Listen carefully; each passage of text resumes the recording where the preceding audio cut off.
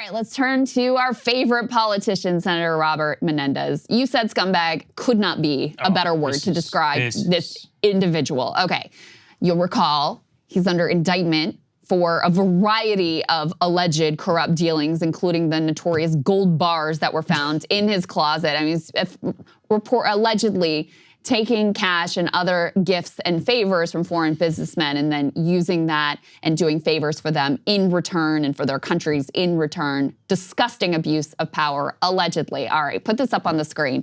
So as if that's not bad enough, now we got a little sneak peek at how he's gonna approach this in court.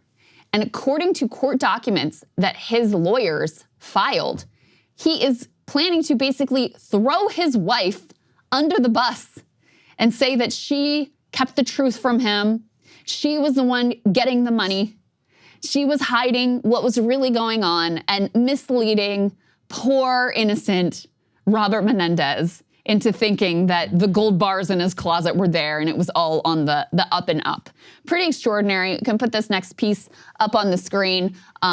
The reason he's able to do this is because his legal team was able to successfully split his case from his wife's. Apparently she's having some sort of surgery and has some sort of medical issue. I don't really know the details of that. His trial's beginning in May, her trial's beginning in July. So the thought is he can use this defense for himself, throw his wife under the bus, and not really impact the way her case is separately adjudicated since they were successful in splitting these two. But just the idea of you're gonna blame your wife, and the details of this, I don't know if you guys recall, the way they describe it here, they say they were accused of accepting tens of thousands in cash and gold bars from 3 businessmen in what prosecutors described as a wide-ranging bribery scheme. In exchange, the senator stands accused of trying to help secure overseas business deals, as well as interfere with separate criminal investigations related to 2 of the businessmen. There was also like a luxury car involved, all kinds of stuff like that. And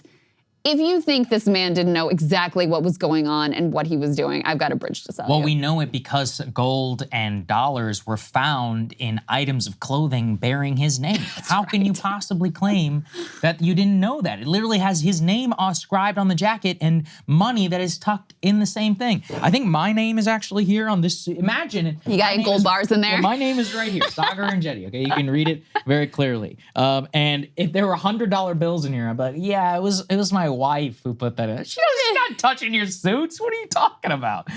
So look, this is totally ridiculous. And as I said too, scum behavior. You know, at this point, let's say if it wasn't true, it's like, dude, if you're a real man, you would eat it yourself and you make sure your poor wife didn't have to go to jail. And instead, he's so power hungry, he's gonna throw his, by the way, this is a new marriage. You know, they were just married in 2020 and some of the behavior actually happened before they were even officially married and he was her fiance. So in this new marriage, you have so little dedication and love for your wife that you're literally going to blame her publicly as an official just so you can try and hang on to power, you know, in the United States Senate. You are the absolute scum of the earth. I don't think there is, like, honestly, this is more shameful and worse than the corruption charges. Yeah. Like, to do something like this, as a man, like, it's pathetic and it's disgusting. It is truly shameful.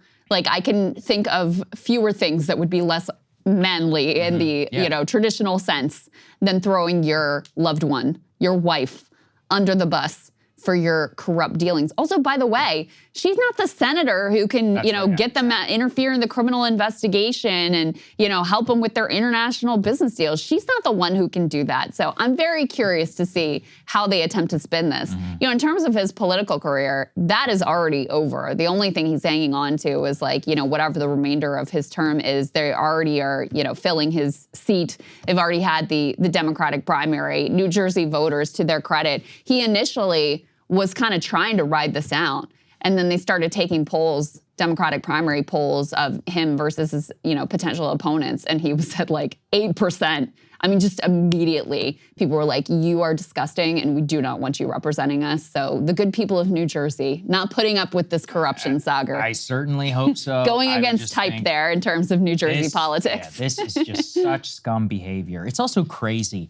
His kids, his freaking son is a congressman. His daughter is an MSNBC anchor. It's like the nepotism that exists in this world is just so ridiculous. And of course, neither of them has a freaking comment about their disgusting father's behavior. So he's gonna blame his wife. Okay. I mean, I hope he just, like, I really am praying that he gets convicted, but I still don't yet have faith because the previous case was so ironclad and he still somehow got away with it. So I really don't know what to say. I'm glad you raised that. Yeah. Also because the Supreme Court has made the bar of what is corruption so high that you almost literally have to be like taking the gold bar and saying, I will do these favors for you. So that's how Bob McDonnell got out of his That's right. problems. He was convicted and the Supreme Court said, no, we don't think that this is actually corruption. And there was a similar thing of, he also kind of threw his wife under the bus there a little bit. It was sort of like, oh, she wants to live the high life. We couldn't afford it. Anyway, Anyway, the Supreme Court has made it very difficult to actually, to secure these convictions and find them guilty. Yeah. So we'll see how this all unfolds, but it's not a done deal. Maybe his little gambit here is going to work out disgustingly. Hey guys, if you like that video, go to breakingpoints.com, become a premium subscriber and help us build the best independent media organization on the planet. That's right. We're subscriber funded. We're building something new. We want to replace these failing mainstream media organizations. So again, to subscribe, it's breakingpoints.com.